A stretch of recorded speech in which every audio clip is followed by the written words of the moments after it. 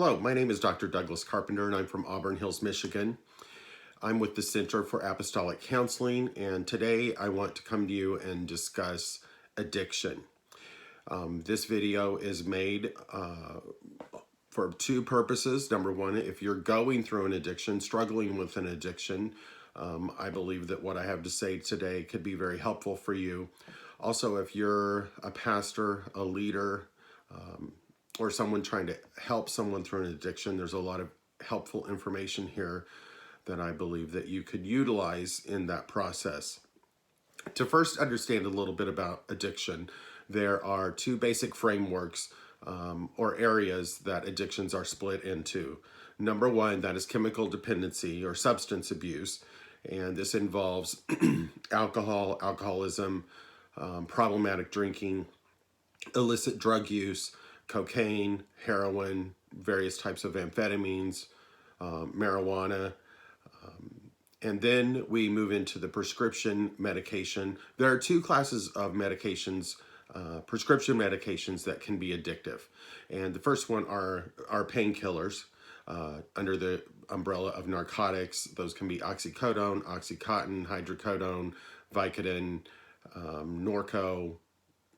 Tramadol is typically not considered addictive and is often the painkiller used for people with addiction. So you might want to keep that in mind if you have to have a procedure where you need painkillers. The second category of prescription medication that can become problematic are what's called benzodiazepines. Anything that ends with a PAM, lorazepam, diazepam, oxazepam, those are all the generic forms of benzodiazepines. And then you have the trade names for them: Xanax, Ativan, Valium. Some of the others off the top of my head are just kind of escaping me right now. So those are the two classes of medications that can become addictive. I want to make it clear that antidepressants are not addictive in any way, shape, or form. That's not their design. That's not how they work. These other medications that I've mentioned that are addictive build a fast tolerance, and they're easily addictive to persons who then also start to abuse them. The next area is potentially over-the-counter medications. Typically, over-the-counter medications are not addictive, but we do see people who at times abuse cough syrups, Robitussin, Coracidin. Some of those medications that can be taken in higher volumes can cause or bring about feelings of euphoria, and so then people may tend to abuse them. So that's the first route, that if you're struggling with some kind of substance. The second route is more the area of a behavior that can become problematic. So we call these behavioral addictions, or a newer term that's starting to be seen in the literature is process addiction. So there's a process that goes through the person's behavior here before it becomes an addiction, and then a process continues for it to build into a full-blown addiction. And these can be behaviors such as sex, pornography, gambling, eating disorders, gaming, online gaming, shopping addiction, and any other internet addiction, things that can be just found on the internet. Sometimes even just surfing the internet on a continual basis, or Facebook or Pinterest, or some of these other things that can really draw you in as a person to continue to scroll through the data.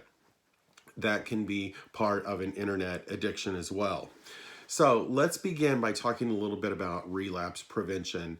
If you have one of these issues, or you're trying to help someone with one of these issues, I'm a big supporter of support groups like AA, NA. So I wanted to just go over some of the websites that you can visit to help people with these kinds of addictions. So most of these organizations are doing their meetings through Zoom or Google Groups, so that you can easily find multiple online support groups and recovery groups if you're dealing with one of these issues. This might be a good time to start being involved in one of these groups, especially if you have been embarrassed to begin a support group in your area for fear of anonymity and that somebody might recognize you. Getting online and going to an online support group can be a very effective way for you to begin this process. So first, in the area of substances, I just wanted to go over that www.aa.org. You can find online virtual groups all over the world. And if you're involved in illicit drugs or narcotics, www.na.org, or you can go to virtual-na.org, and you can find an NA meeting all around the world. There's also www.marijuana-anonymous.org if you're struggling with marijuana use. Then there are a whole group of other online support groups for process addictions. There are three basic groups when it comes to sexual addiction and pornography, and that is SAA, Sex Addiction Anonymous, so SAA-recovery.org. There's SA, Sex Addiction, or just Sex Anonymous, SA.org. Or you can go to SLAAFWS.org, and that stands for Sex Love Addictions Anonymous. So these are the three main or largest groups that can have support groups. I will mention toward the end of the video some other Christian-related websites that you might be able to visit and find some Christian-based online support group. The next one is www.gamblersanonymous.org if you have a gambling problem. Overeaters Anonymous, www.oa.org, or www.oarecovery.org. You can find a group for overeaters. If you struggle with codependency, you can visit www.coda.org. Many people get confused about codependency, and that can definitely be part of the addiction process. In the earlier days, the word codependency has become very broad and has covered been multiple definitions. But back in the day, in its early terms, the term was connected to the family of the alcoholic structure, and the codependent person became somewhat the enabler in the family and was the caretaker for the person who had the addiction. So basically, the basis of codependency is that you've fallen into a role of being an enabler, or you get your worth as a person and your definition of as a person and as an individual, your individual identity comes from caring for others. So you tend to search out people who have problems for you to take care of them, and that's how you get your worth. And so codependency can become an addictive process for that person and is very unhealthy because they typically then neglect themselves emotionally, physically, spiritually, and on multiple levels. So there are CODA groups, www.coda.org. And then one of my all-time favorites is Celebrate Recovery. I think it's a wonderful spiritually based program. You can go to www.celebraterecovery.com. There is also, this just came to me, but back in the alcohol area, there is another group called Alcoholics for Christ. And I don't know off the top of my head what their website is, but I'm sure if you Google Alcoholics for Christ, it will come up and you can look at that group as well. It's really important during this time that you break any cycle of isolation, that you stay connected to your support group. Sorry, it's allergy season and my allergies are definitely kicked in. So stay connected to your support group. Break isolation that you might be feeling. Have regular contact with your sponsor. Touch base with them on a daily basis, maybe an hourly basis if you have to, but stay connected. Talk to them multiple times a day. If you don't have a sponsor and you feel like you need a sponsor, if you join one of these groups, you can find and request a temporary sponsor. This person will act as a sponsor for you until you meet someone that you feel confident in asking to be your sponsor. A sponsor usually, under most of these guidelines, has to be someone who's had at least a year of sober, clean time under their belt. So that way they have somewhat of a solid and stable foundation to help you during times when you're being triggered and you might be struggling. So a sponsor is there for you, for someone for you to check in with daily or multiple times a day, for you to tell how you're feeling, to talk to about how you're being triggered. When you're having a craving, when you're having a strong desire to use, this person can be there to support you, to help you through. Anytime that you have a craving in the field of addiction, brain chemistry research has shown that it takes typically between 15 and 20 minutes for that urge to fully work through your brain and your brain chemistry and to subside and for you to be able to move on. So you need to find something to occupy your time and your mind for those 15 to 20 minutes, and so your urge can be released. Talking to a sponsor during that period of time can be an excellent way for this to move on. Also, to break the isolation, talk to family and friends. Stay close, stay connected to your family and friends. Do Zoom meetings, talk to them on the phone. Have a list of supportive people that you can call in a moment's notice, and maybe call them once a day and just call multiple of them throughout the day. Also, communicate your needs to the people in your life. If you also need them to call you and say, hey, how are you doing? What's going on today? Are you being triggered? Tell them specifically what you need. What do they need to ask you to help you stay focused on your recovery? Don't be afraid to ask for what you need. If you have a partner, communicate openly with your partner, your spouse, your girlfriend, boyfriend, fiance, whoever your partner might be. Communicate openly your needs to them and your personal struggles.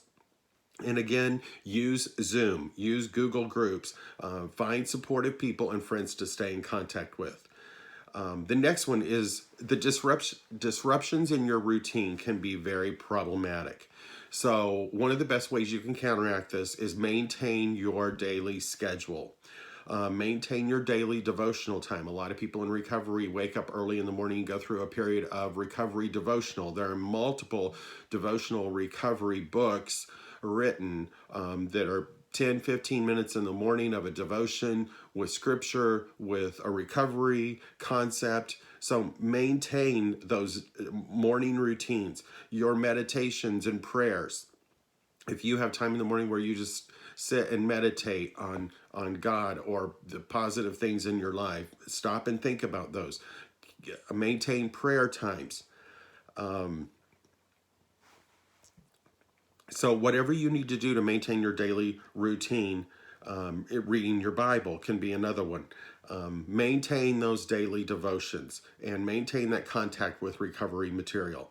If you are working the 12 steps, I encourage you to actively work on your steps. You can actually Google each step, and you can find all types of worksheets to help you with each steps online. There are also books out there like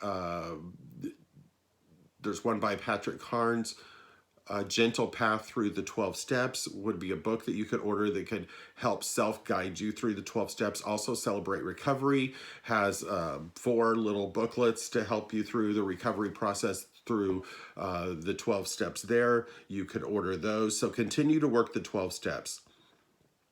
Again, this goes back to maintaining your daily schedule. And this is in the area of exercise, your sleep-wake cycles. So go to bed, get up at the same time, maintain your regular eating, maintain your bathing. Don't go for days without taking a shower just because you haven't done anything. Just getting in and getting cleaned up can help you feel better, feel more motivated, feel more positive throughout the day. So just get up in the morning and pretend that you have to go to work or continue on throughout the day. Take a shower, brush your teeth, get moving, or get up and go exercise, and then take a shower, take care of yourself. Keep your daily routines. Maintain your individual or group therapy if you are seeing a professional to help you with your addiction.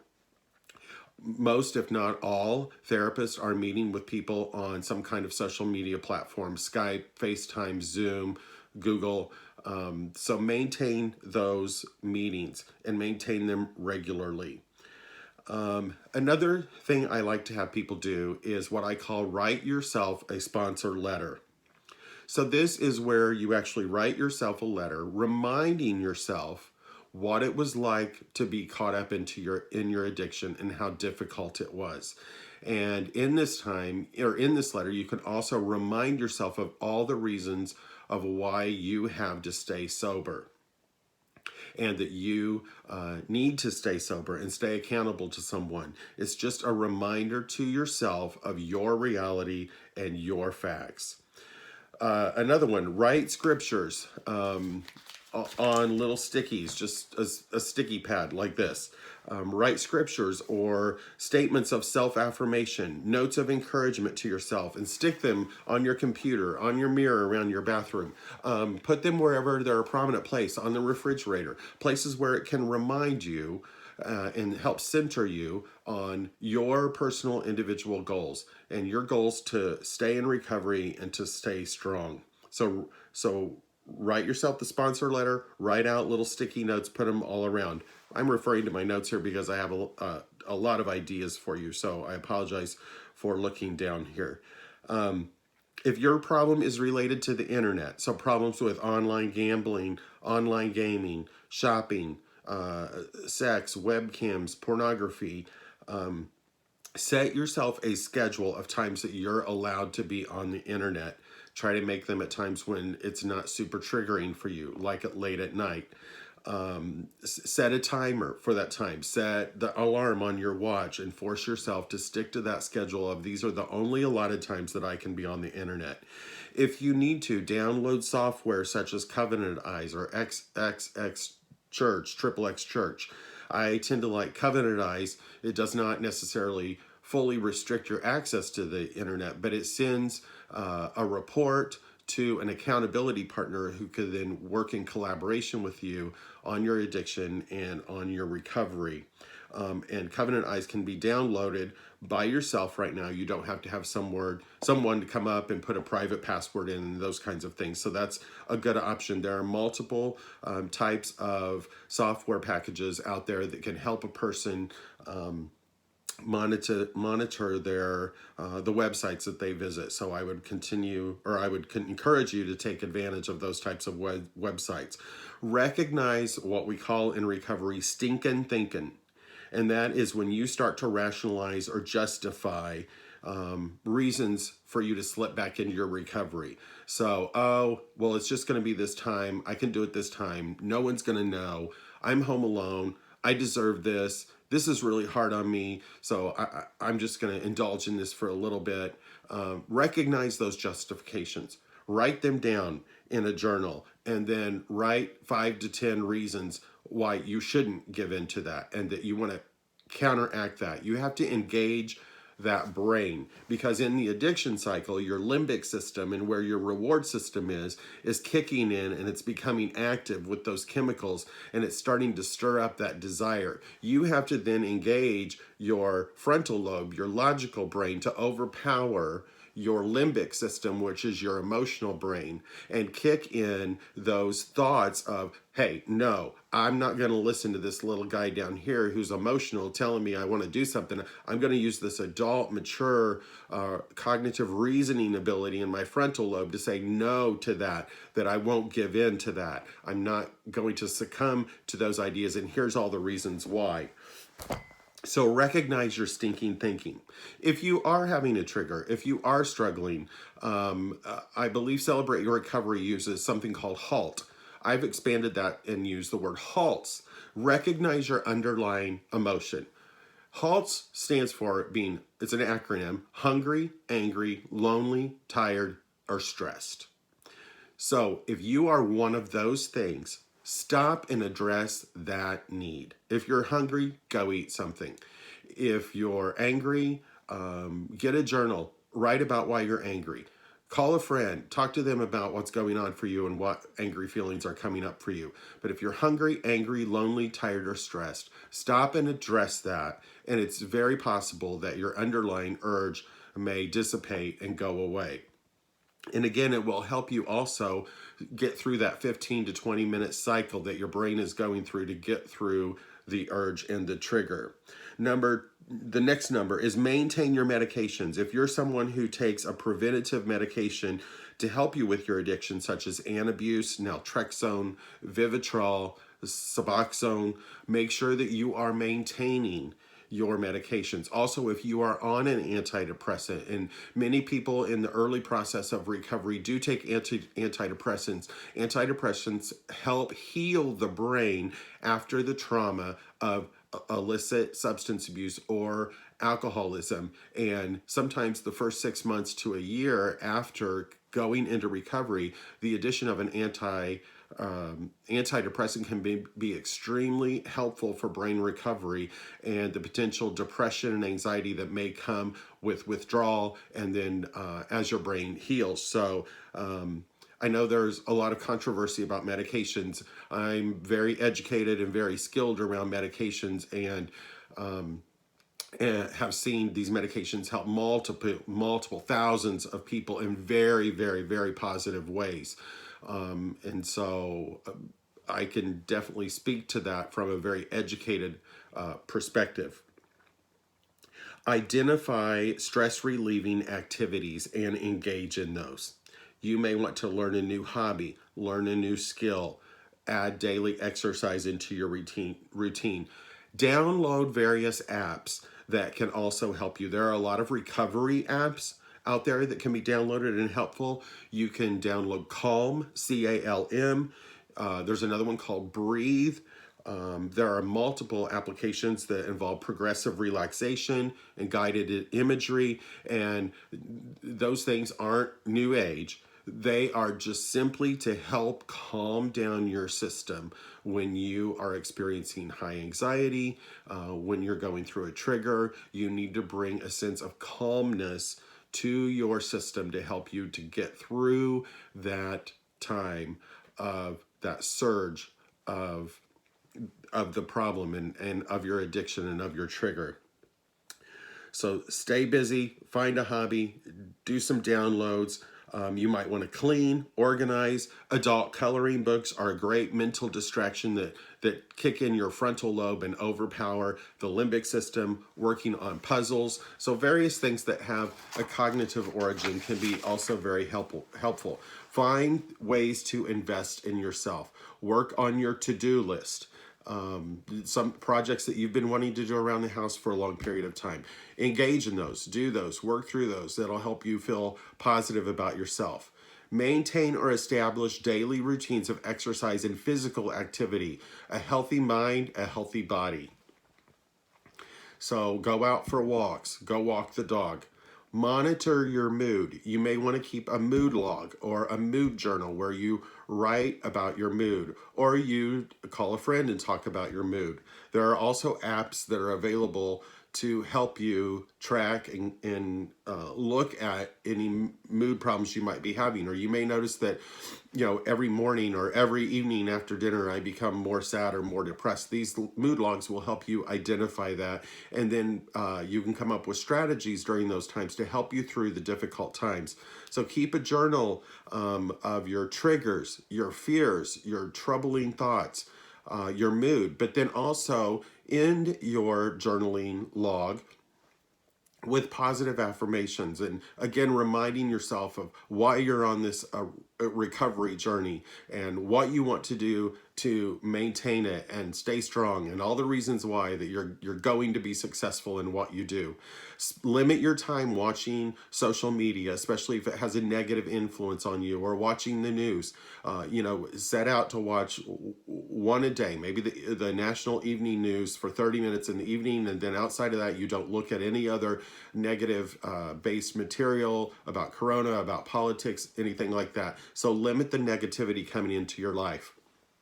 Also, you can listen to some helpful recovery-related podcasts, some websites that might be helpful that have Christian-based podcasts are www.purelifeministries.org.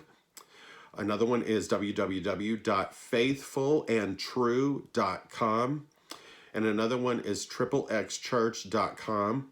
I'm sure there are multiple others. These are just some of the basic ones that I wanted to throw out there today, that if you're struggling with addiction, you can listen to positive, encouraging podcasts about recovery on some of these websites. So I hope what I presented today to you can be very helpful in helping you or helping a friend or someone that you're close to maintain their process of recovery. As stated before, this is a very difficult time. It's a trying time for all of us, but especially for people who are struggling with addictions and trying to recover. I wish you very well on this journey.